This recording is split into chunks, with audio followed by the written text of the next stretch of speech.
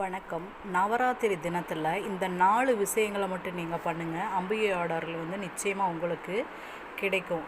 அப்படி என்னென்னு பார்த்தீங்களா, நவராத்திரி வழிபாட்டோட சிறப்புகள் சொல்கிறதுக்கு நிறையவே இருக்குங்க.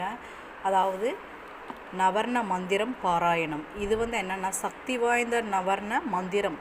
இது நவராத்திரி காலத்தில் நாம் உச்சரிப்பது பார்த்திங்கன்னா மிக மிக நல்லதுன்னே சொல்லலாம். இந்த மந்திரம் தெய்வீக சக்தியோட தொடர்புடைய மந்திரன்னு கூட நாம் இதை சொல்லலாம்.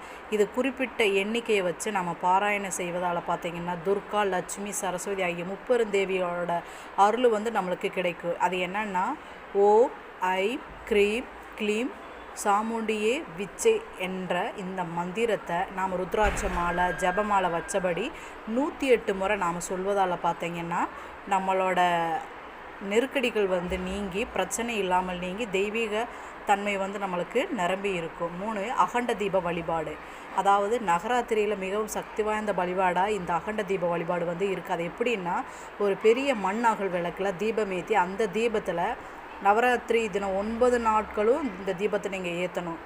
தீபத்தில் நல்லெண்ணெய் ஊற்றி திரியை போட்டு ஏற்றி வச்சிடணும்.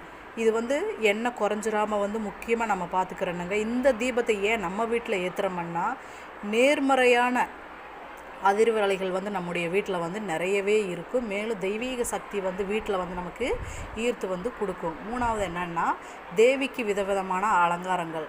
தேவிக்கு என்னென்னா தெய்வீக சக்திக்கு நெருக்கமாக இருக்கக்கூடிய விதவிதமான நகைகள், பூக்களை வச்சு அலங்கரித்து மங்கள பொருட்களை வைத்து நம்ம தேவியோட அருளை நம்ம பெற முடியும். மேலும் அம்மனுக்கு வளையல், மஞ்சள், குங்குமம், மருதாணி, சிவப்பு நிற புடவை இந்த பொருட்களெல்லாம் வச்சு நாம் வழிபடுவதன் மூலமாக பார்த்திங்கன்னா நம்முடைய விருப்பங்கள் நிறைவேற அம்மன் அருள் புரிவாங்க. இன்னொன்று, சிவப்பு நிற பொருட்கள் பயன்படுத்துவது எதுக்கு?